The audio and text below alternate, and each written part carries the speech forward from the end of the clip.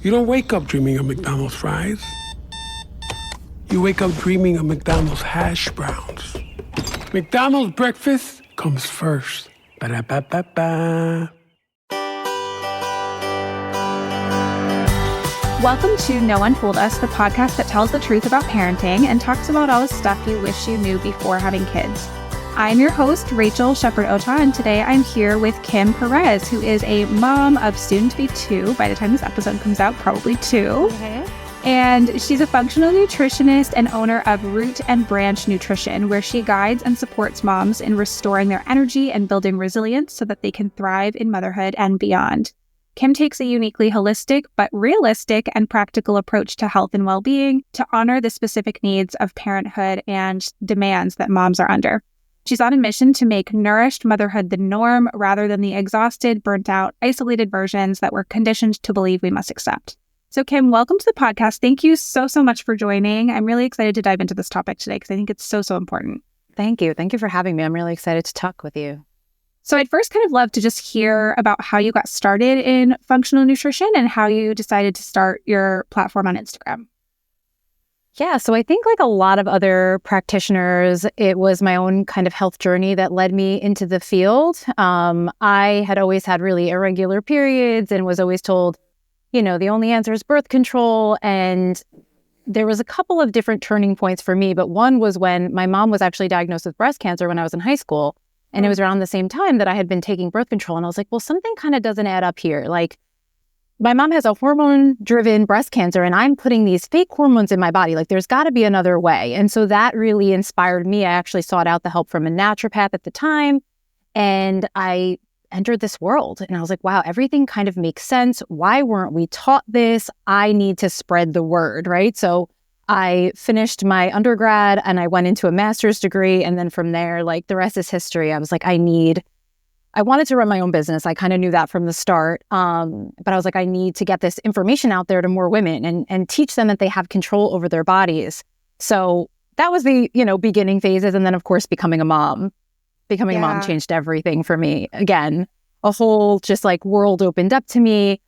Women are not supported during this phase. We're not taught about all these things that happen to our bodies. And there's just such lack of support through this, particularly the transition to motherhood, but of course beyond it, right? And so, I kept seeing gaps, even going to practitioners, my midwives who I loved, like never discussing nutrition, only asking if you're on a prenatal, all these symptoms for moms that are really normalized, because it's like, well, everyone deals with them. And I just refused. I was like, I don't want to be a tired, exhausted, burnt out mom, and I don't want that for anyone. So that was kind of like the next phase of the business and why I decided to like really share more of this information.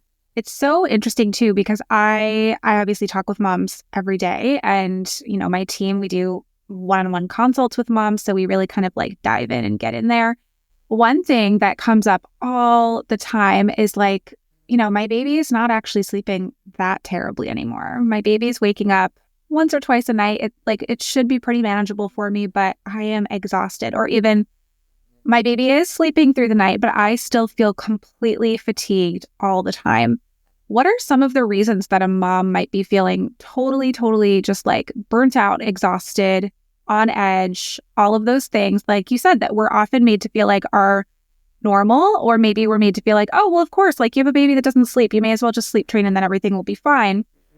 How do we know when something is like actually not really normal or not optimal? Yeah, that's a great question, because I get that a lot too. And this is why I say my approach is holistic, in that like it has to take into account all of these factors, like if your baby's sleeping, how much support you have, where you are at in terms of motherhood, like are you early postpartum, later. But I think that and that was definitely the case for myself, a big aha moment was when my son was sleeping and I was still really tired. So if the pieces are falling into place, it's been at least, the first 3 months and the first 6 months and the first year postpartum, and you're not feeling better. If your symptoms are worsening, if things are starting to pop up at that point that weren't happening earlier, like those are all some red flags. And I also tell moms to listen to your intuition. Like, does this feel normal for you? Does this feel like something that is this temporary? How, what is your experience in your body? And I think all of that is is really valid. And there's a lot of different reasons why it happens. Certain things are, yes, out of our control, but others I believe are partially because of what happens to our bodies when we have babies and what happens to our nutrient stores and our nervous systems and all of that. And also a lot of the conditioning that we are under to, put our kids first all the time and neglect our own needs and not eat all day and drink coffee all day and stay up late scrolling because that's our only me time. And those are things that can therefore lead to more, more dysfunction and more symptoms. Everything that you're saying is resonating so much. Like I am a mom of 3 and I still found it hard, even though I knew the things. I knew, okay, Rachael, like eat a big breakfast, eat lots of protein before you have your coffee, like feed yourself throughout the day. Don't just reach for the sugar all the time. Like go to bed early. Like I know all of these things, but for some reason it feels so hard to actually put into practice the things that you should be doing for yourself when you're a mom of little kids, because so often, especially in the US, like our food supply is just quick convenience meals, grab and go, things that are fast and cheap. Those are the things that we often go for and the things that we tend to crave. I also find it really hard. So I'd love to hear some of your tips for prioritizing nutrition and like how to just set yourself up for success so that you're not reaching for those things that aren't going to do anything good for you. We're going to take a quick break and then we'll come back and talk about that.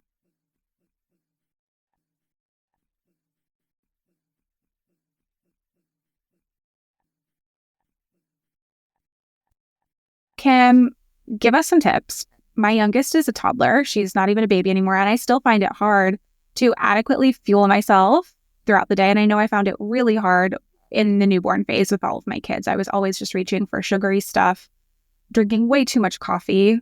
All of that stuff probably wasn't good for, my baby either, and breastfeeding. That aside, it was not good for me. So what tips can you give us about how to incorporate, some better nutritional habits while also keeping in mind that we're trying to keep these tiny humans alive? Yeah. And I think you bring up a good point too. So I'll start with just saying that like understanding that there's nothing wrong with you. Your body is primed to crave sugar and carbs and caffeine when it's in an energy depleted state. Your body wants quick energy and those things are going to give you quick energy. They're also, they taste good. So we get a reward from them, right? And you can easily get into a spiral of that and it's hard to get out. It's hard to, even when you know all the things, it's really difficult to do it. So something that I preach to women is like, A, again, understanding that nothing's wrong with you. And B, just making it as easy as possible for yourself in whatever way that means. So if that means you're somebody who likes to do meal prep or even just food prep, if you do want to find some convenience items that are, packaged but still really nutrient rich that you can grab, if you just prioritize the consistency piece, and this is something that I like to discuss, is that our bodies are really sensitive to stress as women, especially in a stressful time as postpartum. And so we might want to do everything perfectly when it comes to nutrition, but just getting protein and carbs in every few hours is going to do you that's going to be more important for you than, like, oh, I can't eat the perfect thing or I can't have a meal right now, so I'm just not going to eat anything. So consistency over everything, because every time you give your body food, you're communicating a form of safety to your body, right? If your blood sugar's dropping, your stress hormones are increasing and nobody needs more of that, right? Like we have enough of that as moms in general. So it's a wonderful way to like mitigate and lessen stress hormones by just giving your body consistent fuel. So keep it simple, make it sustainable, and understand that there are different seasons, right? If you are new postpartum, if you're going through a more stressful time, make those adjustments and understand that it doesn't have to be forever. Do you have any go-to favorite grab type snacks for postpartum moms, or for any mom really, from like Costco or Trader Joe's? Or like, how do you know when you're in the store what is a good thing to look for? What's a good thing to grab that's easy to just keep by the bed for the middle of the night? What are those things that you always go for and grab? Yeah, I'm a big fan of protein bars, honestly. And of course, there's such a wide variety out there. So trying to find like the minimally processed, lowest sugar options that you can. We also just even not processed. Like fruit and cheese is such a wonderful combination and there's so many different ways that you can do that. And it's quick grab and it's fairly portable. So that's another go-to suggestion. I also protein powder, like I think making a smoothie or using protein powder, like we use it to make pancakes in our house. There's so many different ways that you can use that. That's a quick kind of hack. Sandwiches are also a quick hack. And again, get a lot of protein in those ways. I mean, definitely some specific foods and brands. I love Chomp's meat sticks. Those are great. Same. Those are so good. Yeah. So good. My son loves those too. So that's really nice. And there are definitely some better like pouches and yogurts and things like that are portable that, again, the whole family can kind of enjoy. So those are just a few staples, at least in our house. And again, like looking into postpartum for myself, some things that we will definitely stock up on. Yeah. And I also think just doing a little bit of prep, right? Like chicken salad or egg salad once a week, or just even a bunch of hard-boiled eggs. Like that takes zero time. Yep. And make like all different toppings for them. They're so good. You don't have to just like choke down a hard-boiled egg plain. Right. Exactly. Exactly. Again, pairings, right? Having things that you can grab easy. A hard-boiled egg, an apple or a banana, right? Like that's a balanced snack. It's, enough to hold you over. And again, just getting out of that perfectionist headspace where you're like, oh, this isn't the perfect thing or this isn't enough right now. It's like, this is just going to get you to the next. And when you say balanced snack, what does that mean? What are we looking for? Protein, carbs. So protein, carbs are going to be, you're when you look at balance, you're looking at the 3 macronutrients, protein, fat, and carbs. But to simplify it, typically, especially if you're choosing animal-based proteins like eggs, chicken, beef, fish, they already have some fat in them, right? So that's another way. I like to simplify as much as possible, micromanage less. Right. And the fruit and veggie aspect is like the fiber and all of that. That's important too, right? We should be looking for that. Absolutely. And fruits and veggies in general, like looking at minerals, right? So moms are often very minerally depleted. Really great way to cover a lot of your bases with fruit, with vegetables, get that fiber in to support your gut, like killing multiple birds with one stone, so to speak, maximizing your nutrition with just a few simple things. Perfect. And I am so interested in minerals right now. So I want to come back to that and touch on that a little bit more later. You also, though, just mentioned something really that I want to get to really quick. And you were talking about like stress hormones. And I have noticed, and lots of listeners have probably noticed this too, there's a lot of discourse on social media right now about cortisol.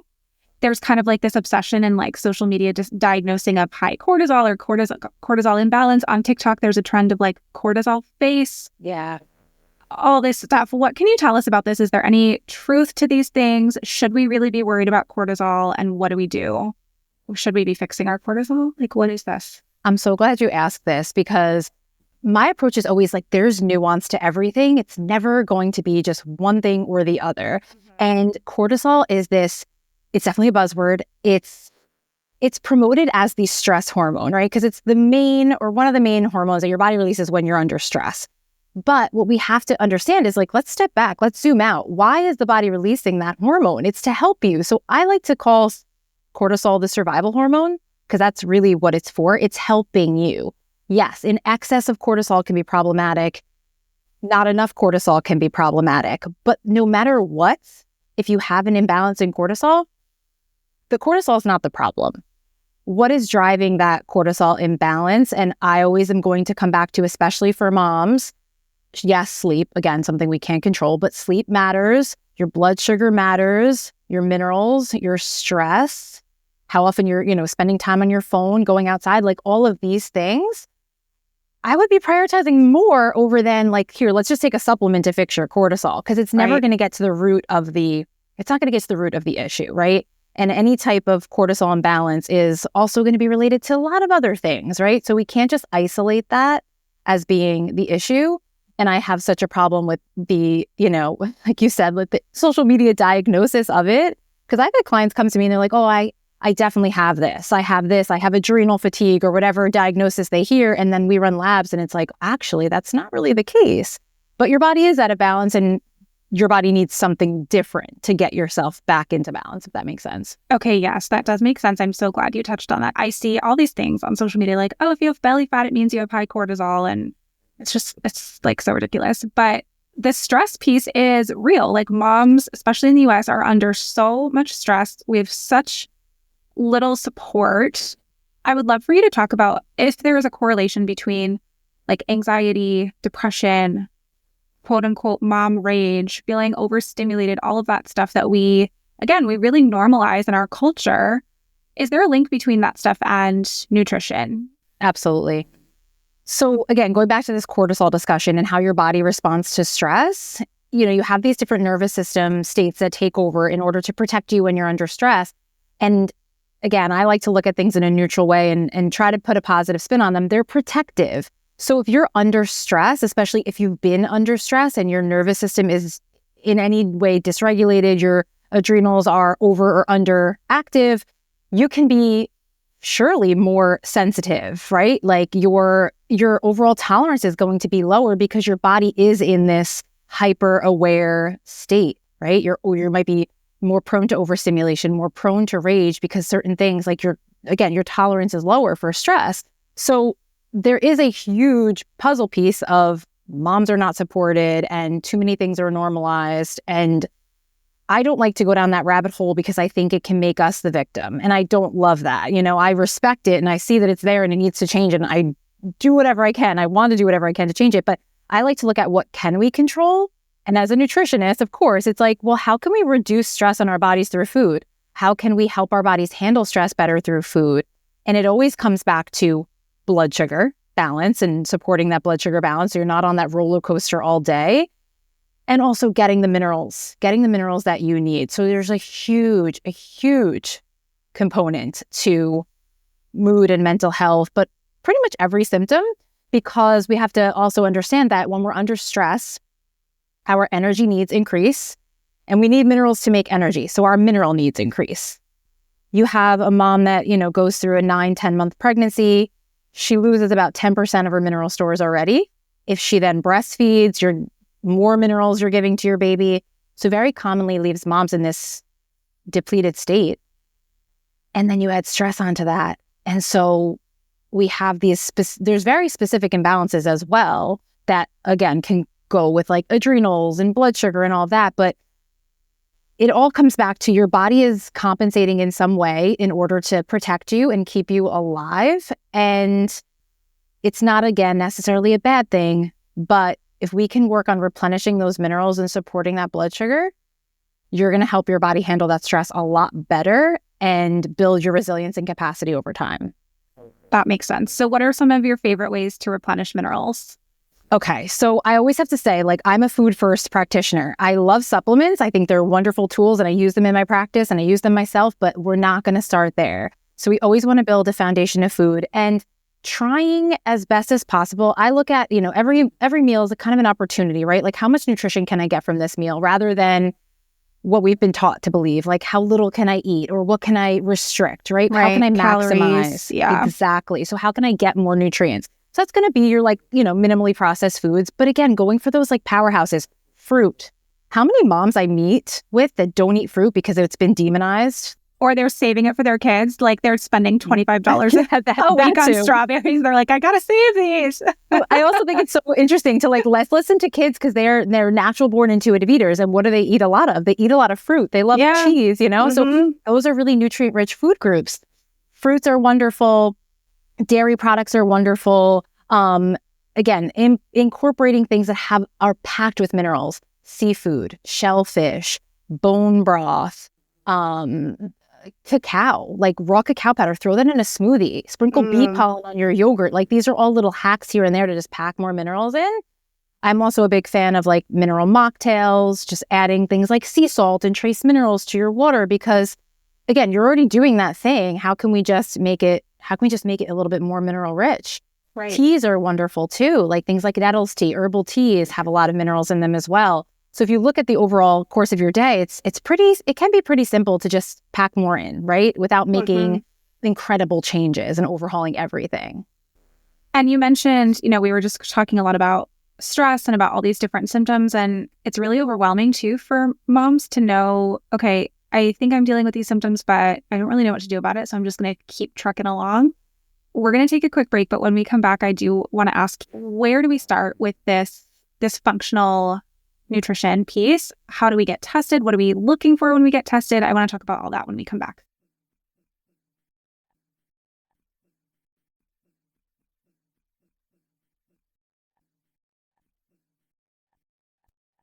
we have been talking with Kim about common, but not normal, symptoms that moms and women often experience. And we hear a lot, I think, now of this term root cause.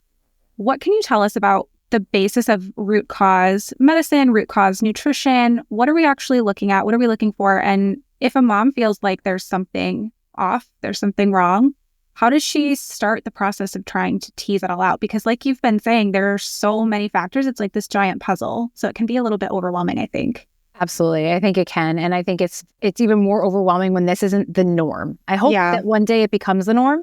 Me too. But it's just not. And there's a whole separate discussion about finding supportive practitioners and women being like, gaslit and not listened to and all that. But what I will say is that, okay, so this root cause approach is basically very simply, there's an underlying cause or causes to your symptoms. Symptoms are not random. They're communication from your body, basically, right? And understanding that and how we can listen to those symptoms and understand where they are coming from is how you help to heal your body and eliminate those symptoms. And yes, there's a lot of different things, but it always is going to come back to the same few, right? If we're using that example again of cortisol imbalance, it's like you're diagnosing cortisol imbalance. Why is the cortisol imbalanced? It typically will come back to stress and nutrition, right?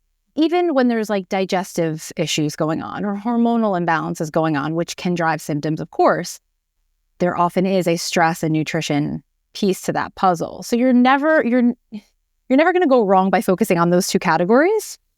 And by doing those things, you are building that capacity to focus on other things. But I'm not a symptom chaser. I'm also not even a lab chaser, every single marker. Let's do something about every single thing. Let's look at what the pattern is, right? And so I think a really great place for women to start is to find a provider that they feel heard and supported by and advocate for themselves. Do their research, go in there and ask for, I have these symptoms, I want these labs drawn, start there. A lot of the times you can get, some things covered that way, and otherwise you have the control to find another practitioner. Mm-hmm. And of course, there's functional practitioners like me out there as well who are trained in this. And that's something that I tell women too, use your healthcare provider. They are wonderful. Get the testing that you can get, but also understand that if you're looking for a root cause approach, a conventionally trained healthcare provider is they're not trained to provide that. Right. So you can't fault them for not being able to do that, right? It can get you only so far. And so that is something that I think is really important to differentiate as well. Yeah, I have definitely had doctors roll their eyes at me before when I've brought up certain things, or oh, I want to have my minerals tested. And they're just okay, it's unfortunate, but I'm lucky that I have access and knowledge to people like you, mostly through my job. I didn't used to know about this stuff, but I recently had my minerals test done. And that was something that I never would have thought of because I had COVID about a year ago, had this massive hair fall, went to my OB, went to my regular doctor, went to my dermatologist. I went to 3 different doctors and they basically just prescribed Rogaine. Yeah. I was like, okay, cool. But my body is definitely going through it. So what else could I be doing? And so, I started down this other kind of more alternative path to help myself. But it's that takes a lot of time and it takes a lot of money. So Are there ways where those barriers don't exist if you want to go down this path? You mentioned that some tests and stuff might be covered, but what are some other ways that we can access this type of care for a more affordable way? Yeah, I think there's a lot of different options, and it definitely depends on where you live and what you have access to, for sure. I know myself, I offer very comprehensive one-on-one packages that go really deep and offer all this testing, but I know that doesn't work for everyone. So I have a minerals course because I saw the same patterns coming up on these mineral tests that I was running. And I was like, I can put this together because most women are experiencing a lot of the same root causes, a lot of the same challenges. So let me make this a more accessible option to teach. And I think that it's valid. I having one-on-one support is wonderful. Having another set of eyes, having the accountability, all of that definitely something to be said for that. But if that isn't the right fit for you for whatever reason, find practitioners that you can trust. And this is one of the pros of the internet and social media. Yeah. Find the ones that you trust and that you align with and devour their content, devour their free resources, devour their lower cost options. Because the thing is, we have also, I think, been so conditioned to put our health in someone else's hands and feel like we are not in control. And I want to empower women. Like, if you just have the right information and know how to apply it to your life, you can make incredible changes on your own without necessarily needing that. And I love mineral testing. I'm obsessed with it. It really changed my life with the information that it gave me. But I never say like start with testing, right? Because like you said, like you run this mineral test, there's also a lot going on that test, right? Mm-hmm. Yes. If your body is really stressed and your blood sugar is out of balance and you haven't been eating enough calories, like those are the things that you're going to have to tend to anyway before you get into the specific details of like, oh, I need this mineral, especially like, oh, I need to supplement this thing, right? So there's foundations that need to be set before that, and you can save yourself a lot of time, a lot of headache, and a lot of money by working on those foundations and then filling in the gaps where you need to with testing. Other thing about mineral testing is that it's a really affordable test. Many functional labs run you between like $300 and $500. Depending on the lab you use, a mineral test is about $100. Mm-hmm. So for the amount of information that it gives, that's another reason why I love it so much, because it's just the value is packed there. And there are, again, so many different practitioners that offer different packages and things like that. So unfortunately, you have to do a little bit of your own research. Yeah. But there's ways.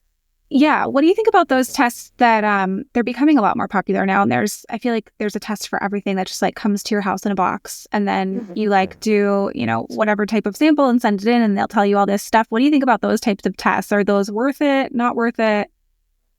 I think some are. I think some definitely are. I think some are not. And I would look at, again, the cost, who is behind those tests, who is helping to interpret them. Because that's another thing, especially with some of these functional labs, you can run, in most states in the US, you can order your own lab work on different websites like LabCorp, Request a Test. But if you don't know how to read it and how to interpret what it's telling you, that's a problem. So you need to understand like who's behind this, who's helping me interpret this, and who's giving me the guidance that I need. Because if not, it can be, it can be harmful. Especially because the range of normal is usually so big, and sometimes something might read normal, but it's not actually optimal, which is something that I've noticed. So, okay, that's helpful to know. My last question for you isn't actually related to nutrition. It's related to parenting, and I would love to hear what's something that you didn't know before becoming a mom. Like, what's something nobody told you about or nobody talked about that you wish you'd known before you became a mom? A lot of things. I think the general theme that always comes up for me in every area of motherhood is that there's so much nuance and there's so much gray area, and you don't have to do things any one specific way. Mm-hmm. Like you can find a middle ground with a lot of these things, and you have to find what works for you. And I know that was true for us with sleep, with feeding, with school, with a lot of different choices. And I think that's the major theme here, is that there's a lot of opinions, but you have strong intuition and you can find your own happy medium. I love that. Thank you. So, okay, where can people find you and all the amazing resources that you mentioned?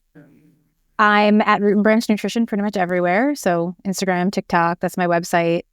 Email is kim@rootandbranchnutrition. So pretty easy to find me. Okay, awesome. And you have a bunch of courses and guides and offers. So I will link those in the show notes too, that I think moms listening might be the most interested in. And I know you also have a virtual community called the Nourish Moms Village, where you can get lots of education and a place to connect with other like-minded moms. So definitely go check that out too if this stuff is really interesting to you. Kim, thank you so much for joining. I really appreciate you, and all the best on your upcoming birth. Like I said, I think this episode will be coming out once you're already on the other side. So everybody make sure you go check out Kim and see how she's nourishing herself in her next postpartum period. Yes. Thank you so much for having me.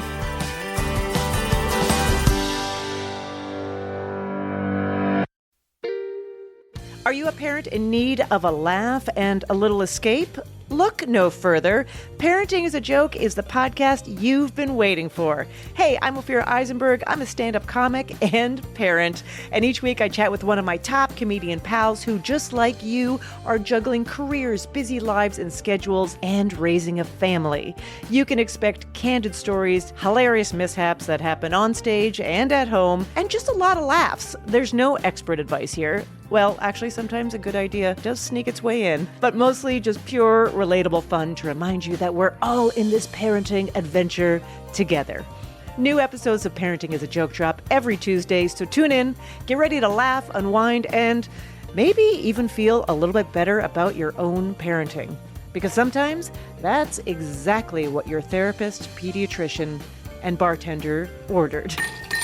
Subscribe now on your favorite podcast platform.